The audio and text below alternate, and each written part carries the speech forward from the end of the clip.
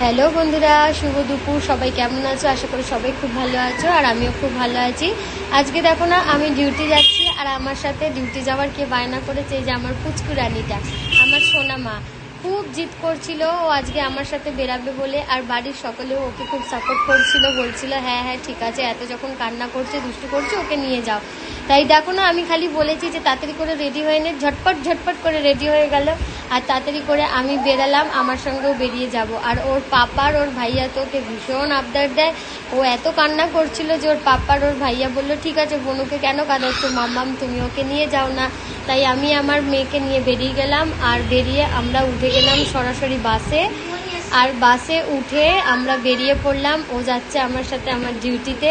ওই দেখো বাসে আমার সাথে বসে বসে বলছে মা একটু ভিডিও করো ভিডিও করো, তাই বাসে বসে বসেই আমরা একটা শর্ট ভিডিও করে ফেললাম। তো তোমাদের সাথে সেই ভিডিওটা আমি শেয়ার করলাম। তোমাদের কেমন লাগলো অবশ্যই জানিও। আমার জন্য জানাও না জানাও, কিন্তু আমার মেয়ের জন্য অবশ্যই কমেন্ট করো, কারণ আমার সোনা মা অনেক আশা করে এই ভিডিওটা করতে বলেছিল, তাই আমি করেছিলাম।